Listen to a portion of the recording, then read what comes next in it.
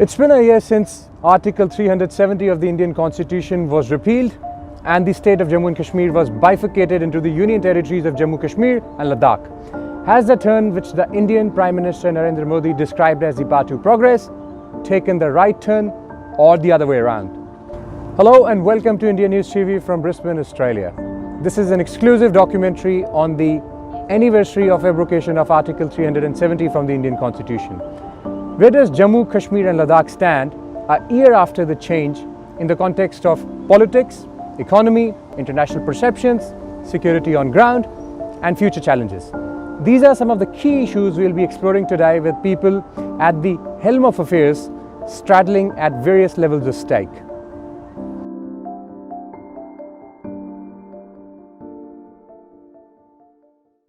Article 370's abrogation has carried a wide impression that it will drive Jammu and Kashmir towards development in various aspects.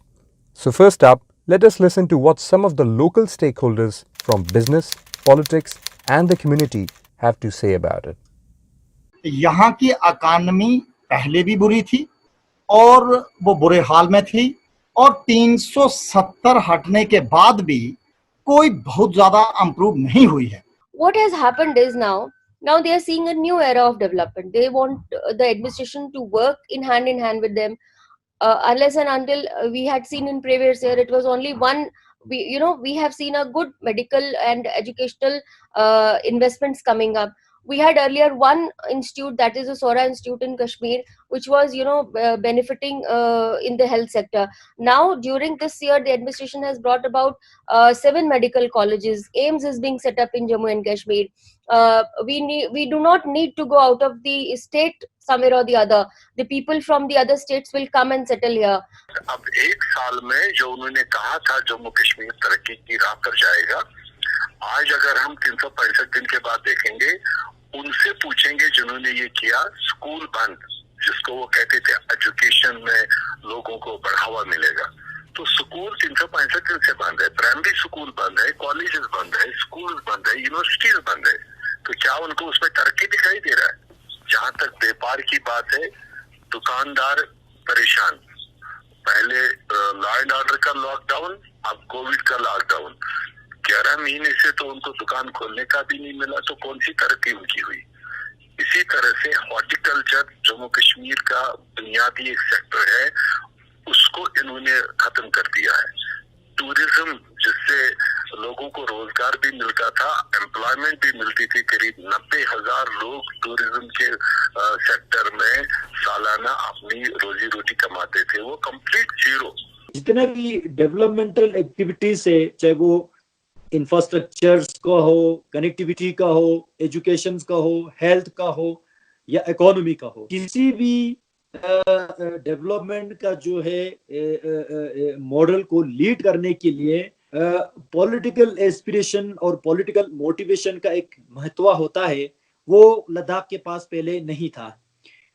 Jammu Kashmir के 87 member of legislative के composition में लद्दाख से सिर्फ 4 MLA जाते थे. उसमें से केवल 2 का ही 87 में से 2 एमएलए ही हम बुद्धों का होता था. तो वो 2 ना की बराबर जम्मू कश्मीर में हमारा आवाज था.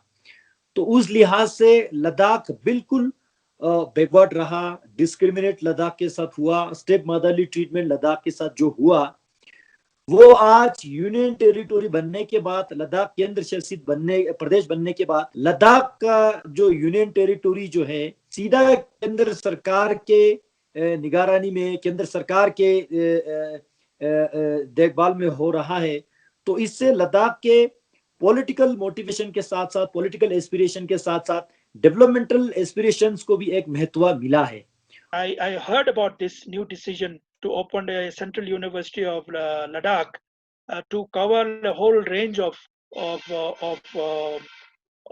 issues here, and the subject that are going to be dealt by this university, ranging from Himachal Pradesh to Uttarakhand to Ladakh UT, and therefore it's a highly significant. जब 370 टूटा तो हमें ये लग रहा था कि यहाँ पे पूरे हिंदुस्तान की इंडस्ट्री यहाँ पे आएगी और यहाँ पे रोजगार और बाकी चीजें बढ़ेंगी.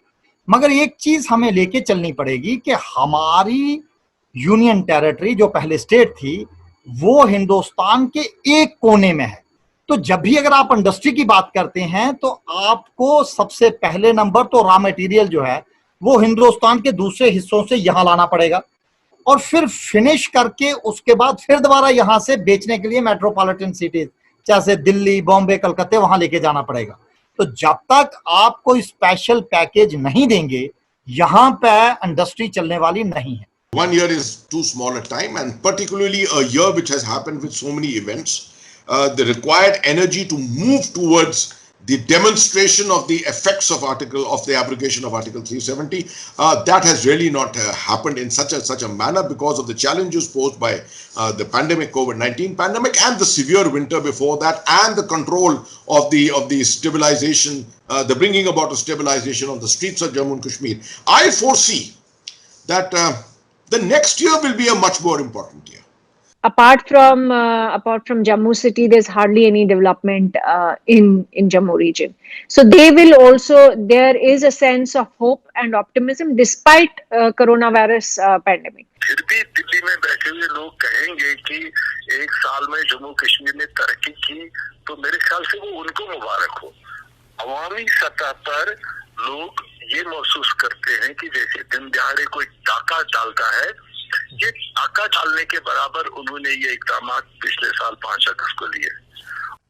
Article 370 was widely seen to be anti-development because it was prohibiting external investors, corporates and industrial houses from investing and acquiring land and property for setting up industries and businesses in Jammu and Kashmir.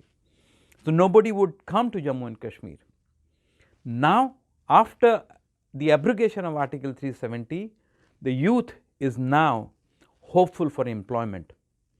Now, they are hoping for the economic growth to kickstart after the scrapping of 35A. 35A had prevented all these external investors from coming into Jammu and Kashmir.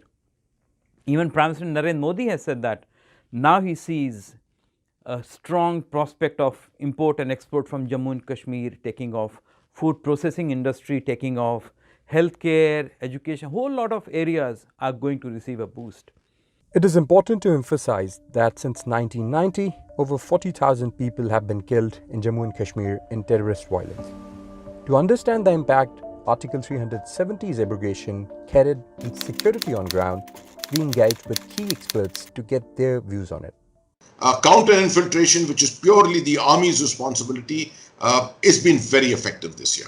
And that's why, as I just quoted the figures, that the confirmed figures are approximately 26 terrorists have been able to infiltrate. Just as a comparison, let me tell you, in the year 2001, we must have estimated that more than 2,000 terrorists had infiltrated. By the time, I remember when I was the corps commander in 2011, the overall figures of that year were approximately between 40 to 55. So this year we are into August already, 8 months are almost over, and the figures are just 26. So this is almost like setting a record this year.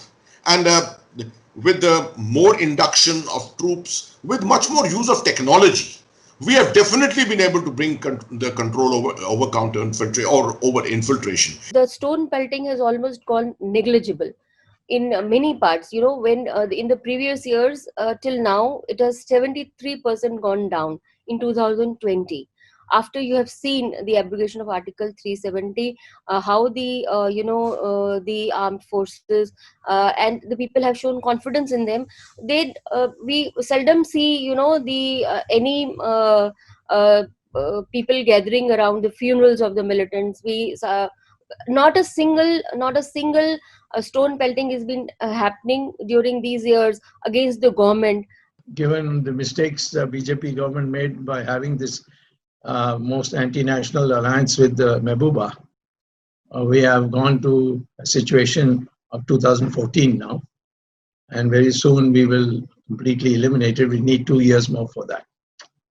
We have seen a significant decline in the last several months in terrorist activities, infiltration and stone pelting. These are down by 50 to 60%. active militant groups have now been reduced to just 200 and 250 as opposed to thousands in the pre-abrogation phase. This year, just 26 infiltration attempts have been recorded, whereas last year, just between August and October, there were 84 cross-border infiltration attempts. So, you see another dip there. Here are some of the voices from the experts on future challenges which the government will have to address to keep the Union territories on a positive track. I hope as COVID comes under greater control, the government of India will realize that this kind of a campaign, this direct outreach campaign, is the one which is essential to send home the strategic message to people that India is willing to take them, everyone on board, that they are very much part of mainstream India. Let no one feel that Kashmir is a separate part. And I think the abrogation of Article 370 and 35A sends home that message very, very clearly to the people of Jammu and Kashmir. This is the message which needs to go out to all this media, that there were equal efforts towards peace by Government of India, ending with Mr. Modi's serious effort to try and do this in 2015. What was the response we got? The year 2016, starting with Pathankot, going on to Burhanwani, the mob violence, the 18th September Uri incident, leading to the Nagrota incident. The whole of 2016 was nothing but a series of incidents. And all this was primarily to hijack the efforts of the Government of India. So I think people need to see all this in context. You can't just look at the abrogation of Article 370 and 35A and say this is an anti-democratic action taken by India, because this is the people of Kashmir have not been consulted. But if Pakistan wishes, if the terrorists wish and they want to do something drastic to increase the number of terrorists in the valley, they will attempt to push despite whatever casualties occur. Now, this is something that the army is prepared for. One, I think Government of India really needs to focus on the education system in Kashmir Valley. I would say that more than anything else, the very idea of separatism is somehow propagated by the educational system in Kashmir. Whether it is Kashmir University, where you have professors, where you have teachers who openly and publicly propagate the idea of separatism, propagate the idea of questioning India's sovereignty over Jammu and Kashmir, that needs to be countered, that needs to be checked, because India has to be clear. If J&K, and there is actually no if anymore, J&K is an integral part of India, and it's like any other entity in the Union of India. देखें, अगर तो जो administration और public के बीच में जो खला पैदा हुआ है, अगर ये खला दूर ना हुआ और एडमिनिस्ट्रेशन ऐसे ही चलती रही, तो 10 साल के बाद कंडीशंस वर्स्ट होंगी. और अगर ये इसे इंप्रूव कर पाए, पब्लिक और एडमिनिस्ट्रेशन का तालमेल होके तरक्की की तरफ हम चलने लग पड़े और उसके बीच में स्टेटहुड भी आ जाए या बाकी चीजें भी होने लग पड़े, तो मुझे लगता है पॉजिटिव भी हो सकता है. अवाम को जब तक सरकार के क्लोज, सरकारी प्रोग्रामों के क्लोज नहीं लाया जाएगा, अवेयरनेस नहीं बढ़ाया जाएगा, उनको हिस्सेदार नहीं बनाया जाएगा, उनको फील नहीं कराया जाएगा कि ये चीज सारी सरकार आपके लिए कर रही, आप इसका बेनिफिट लीजिए, तो उसका ब्रिजिंग करता है पॉलिटिकल वर्कर. वो किसी भी रंग का हो, किसी भी शेप का हो, किसी भी मेन स्ट्रीम पार्टी से हो. जब आपने वही ब्रिजेस ही बिठा दिए जो एडमिनिस्ट्रेशन और अवाम के दरमियान तालमेल का एक रोल प्ले करते हैं, जब आपने उन्हीं के पर काट के रख लिए, उनकी जबान काट के रख ली, उनकी टांगे काट के रख ली, तो कैसे हम ये सोचेंगे कि आने वाले 5 साल में अदरवाइज जम्मू कश्मीर एक खुशहाल जम्मू कश्मीर और तरक्की याफ्ता जम्मू कश्मीर बने. But we should not be naive in assuming that everything has become peaceful. We have to be watchful in ensuring that we dismantle the networks on which militancy and terrorism has thrived over the decades. But one of the biggest challenges for the Government of India would be ensuring the safe return of the Kashmiri Pandits. Over 400,000 Kashmiri Pandits who had left Kashmir after being attacked in 1990s from separatists and other elements. Many of them were killed, thousands were killed. So biggest challenge for the government of India is to ensure a safe return of Kashmiri Pandits and their rehabilitation back in their roots in Jammu and Kashmir. For a peaceful and safe and more cordial future of Jammu and Kashmir, it is important that we de-radicalize the current youth which is there, and for that the role of a secular liberal curriculum and education is extremely important. Let us now try to sense the mood of the people on ground through the people who have been keenly observing it and the residents of Jammu and Kashmir. We can't allow a small fraction to dictate the mood. That small crowd is very clean. That they don't allow an impression to grow that everything is now silent and quiet and orderly life is started. And it doesn't take very long, large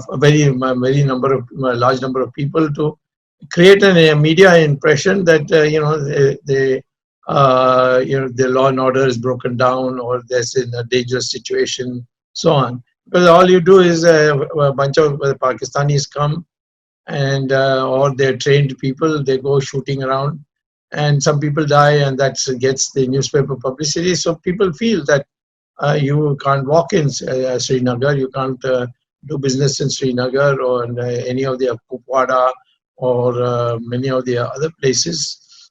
Many people have dubbed the removal of Article 370 as a historical blunder being recorrected or corrected in one stroke. So, which has been hailed, which has been praised, welcomed by a majority people in the country. And a lot of people are, at least in the back channels, a lot of people are expressing their satisfaction. But I don't think enough people are yet openly coming and expressing their sentiments to us. This will improve as we progress beyond. I think there is a need at this time, perhaps, for a little more proactive outreach to people. Ground पे हर व्यक्ति जो है, हर घर के हर पुरुष, हर महिला इन चीजों को आंखों से देखते हुए बहुत खुशी महसूस करते हैं। साथ ही साथ जो यंग जनरेशन जो है, लद्दाख के भविष्य को लेके, देश के भविष्य को लेके वेल सिक्योर्ड फील करते हैं। पहले हमारे में एक इनसिक्योर्ड जो फीलिंग था, insecured in terms of cultural insecured था, इकोनॉमिकली वी आर इनसिक्योर्ड था, पॉलिटिकली वी आर इनसिक्योर्ड था, इमोशनली वी आर इनसिक्योर्ड था। अभी इतने सारे लद्दाख को अलग से यूनियन टेरिटरी बनने के बाद और देश के सीमा को सरकार इतना ध्यान देते हुए देख के यहाँ के लोग जो है बहुत सिक्योर्ड फील करते हैं। Every person in Jammu and Kashmir Valley, except for 1 or 2%, have accepted this reality that 370 has gone. It hardly matters to their daily works. It hardly matters. 370 में सारे लोग कह रहे हैं कि इसमें जी बहुत बार अमेंडमेंट हुई, अब ये खोखला था। तो खोखला होते होते भी दो चीजें जम्मू कश्मीर के लोगों के लिए थी। वो एक तो लैंड राइट्स थे, जो यहाँ का मुस्तकिल बाशिंदा है उसको अपनी जमीन के पूरे हुकूक थे। दूसरा जॉब राइट्स, जो हमारे रिसोर्सेज हैं, जितना भी हम नौकरी पैदा कर सकते थे वो जम्मू कश्मीर के पुश्तनी बाशिंदों के लिए रिजर्व था। अब आज के दिन पर 370 का जनरल मीनिंग इतना ही लोग निकाल रहे हैं कि वो जमीन के हुकूक और जॉब के हुकूक मरकजी सरकार ने हमसे छीन लिए। Article 370 is already a history in Kashmir. Nobody talks about Article 370 anymore, not in the daily conversation. People are looking for a new narrative, and the new narrative is a terror-free Kashmir, poverty-free Kashmir, discriminatory-free Kashmir. So I think there's a whole lot of agenda now being set in by this government. 370 और 35 से टूटने के बाद जो मेरा personal experience रहा है, क्योंकि मैं एक बैच पाकिस्तानी रिफ्यूजी हूँ और बैच पाकिस्तानी रिफ्यूजी होने के नाते मुझे यहाँ के राइट्स नहीं थे। मैं यहाँ की जॉब्स के लिए अप्लाई नहीं कर सकता था क्योंकि यहाँ पे जॉब के लिए स्टेट सब्जेक्ट जरूरी था, लैंड परचेज के लिए स्टेट सख्त जरूरी था। जैसे ही 370 और 35A हटा, मुझे यहाँ के पूरे राइट्स मिल गए हैं। मैं यहाँ की जॉब्स के लिए अप्लाई कर सकता हूँ, यहाँ पे लैंड परचेज कर सकता हूँ। एक और बड़ा चैलेंज था जिसे कुछ दिन पहले भारत ने फेयरवेल दे दिया है। आप समझ गए? ये विषय है आर्टिकल 370 का। Over the years, India has received a strong support against terrorism from the world community, including Australia. In 2019, in the wake of Pulwama terrorist attack, which killed 43 security personnel in Jammu and Kashmir, many Australian leaders strongly condemned and reprimanded Pakistan for allowing its territory to be used for terrorist purposes. It included Prime Minister Scott Morrison, Foreign Minister Maris Payne, Leader of Opposition in the Senate Penelope Wong, Australian Labor Party MP Mr. Anthony Ban, Liberal Party MP Julian Lesser, amongst others. In a hard-hitting article, Julian Lesser wrote, India is governed by rule of law with respect for freedoms and transparency. India's institutions back up the democratic values that India supports globally. He also mentioned Hindus indigenous to the state of Jammu and Kashmir were effectively made refugees by a campaign of Pakistan-sponsored terrorism and ethnic cleansing. He added, Kashmir's separate status has kept Kashmiris poor and unable to access federal services that other Indians enjoy. Thank you, Deputy Speaker. I rise as the Chair of the Parliamentary Friends of India and as a member of the Joint Committee on Intelligence and Security to condemn the appalling terrorist attack that occurred in India on Valentine's Day by the Pakistani Islamist terror organisation Jaish-e-Mohammed, an organisation I'm pleased to say is listed as a terrorist organisation in this country and in many of our other Five Eyes partners. Jaish-e-Mohammed has previously indiscriminately killed Indian citizens and advocated against Western interests. It's aligned with Al-Qaeda, with Lashkar-e-Toiba and with the Taliban in Afghanistan. On Valentine's Day, a vehicle travelling from Jammu to Srinagar in the Pulwama district, loaded with 350 kilos of explosives, slammed into a convoy of Central Reserve Police. 44 Indian Reserve Police were killed as a result of the attack. The Indian community around the world is mourning. We join with the 700,000 people of Indian origin who live in this country, as well as Indian people around the world, in condemning this attack and joining their grief. Much of the Islamic countries in the Gulf, such as Bahrain, Qatar, Kuwait, did not react to India's decision of abrogating Article 370, including UAE and Saudi Arabia, who have had brotherly relations with Pakistan. So what seems, based upon the inputs and opinions from a range of stakeholders, is that the abrogation of Article 370 has brought various changes across sectors in both union territories. In development, there has been a positive change in cultural, social and developmental aspects of Ladakh. Although the first year has not brought any significant economic change due to COVID-19, but there is a tremendous hope amongst the stakeholders in the coming years. In security, the situation has seen a tremendous improvement as the terror incidents have come significantly down and their networks have been disrupted. Counter-infiltration has strengthened and stone pelting has been reduced to a large extent. In public perception, there has largely been a positive view amongst the masses with the new hopes of development and peace. In international perceptions, most of the countries across the world have largely supported India in taking such a move. Many have also observed that this is an internal matter of India. Although some stakeholders are also disappointed with the way things have shaped up in the last 12 months. But overall, opinions of the key stakeholders in Jammu, Kashmir and Ladakh have been positive and hopeful. 12 months is perhaps a very short time to gauge the real progress, but the predominant view confirms Firdaus Paradise has indeed turned a new leaf.